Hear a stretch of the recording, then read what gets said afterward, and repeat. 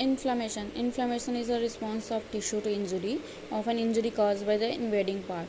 मतलब इन्फ्लामेशन क्या होता है, जब भी कोई हमारा टिश्यू डैमेज हो गया तो वो जो भी रिस्पॉन्स वो करता है that is the invading. It characterize by swelling हो जाएगा, redness, pain, increase temperature, increase blood flow to the tissue causing.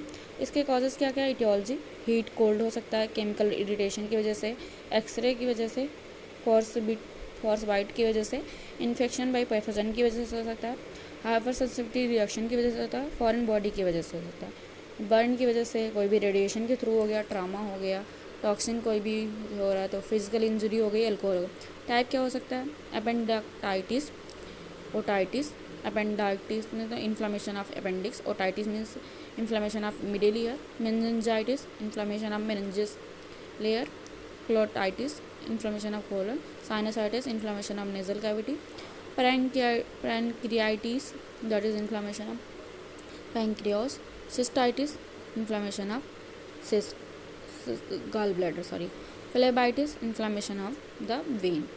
तो ये होता है आइटिस अगर लगा हुआ तो that is inflammation, rhinitis, vasculitis, tonsillitis, dermatitis, और dermatitis is a inflammation of dermis. According to onset it divided into two part, acute and chronic. Acute क्या होता है, rapid onset due to the pathogen and physical injury की वजह से हो रहा है। एक्यूट में क्या होता है, स्लो प्रोग्रेशन हो रहा है डिसीज कंडीशन का, बहुत शॉर्ट ड्यूरेशन के लिए हो रहा है, जल्दी हो जा रहा है। और जो होता है क्रॉनिक में slow onset due to autoimmune reaction, कोई भी ऑटोइम्यून रिएक्शन हो रही है तो उसके से। साइन एंड सिम्टम क्या होते हैं, रेडनेस हो गया, हीट हो गया, लॉस ऑफ फंक्शन, स्वेलिंग हो गया, पेन हो गया। अदर सिम्टम जैसे एनोरेक्सिया, लॉस ऑफ एपेटाइट बोलते हैं एनोरेक्सिया को, भूख नहीं लगना, वीकनेस हो गया, फीवर हो गया, वेट लॉस हो गया, रेस्टलेसनेस हो गया। पैथोफिजियोलॉजी क्या है, ड्यू टू एनी कॉजेज़ क्या थे हमारे इटियोलॉजी में, कोई भी इन्फ्लामेशन हो गया, कोई रेडिएशन बर्न के थ्रू तो जिसकी वजह से क्या था, मास्ट सेल एक्टिव हो जाती है, मास्ट सेल एक्टिव हो जाएंगी तो रिलीज़ करती है neurotransmitter such as histamine, serotonin, leukotrienes and प्रोस्टाग्लैंड।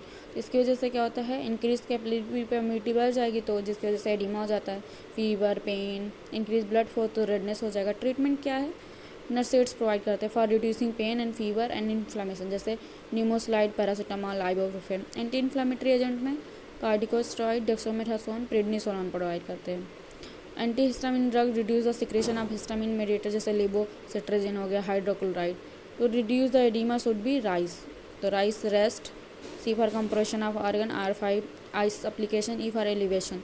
और कर सकते हैं increase the patient take up plenty of water. तो ये इन्फ्लामेशन का पूरा था, तो ये सिंपल सा टॉपिक है।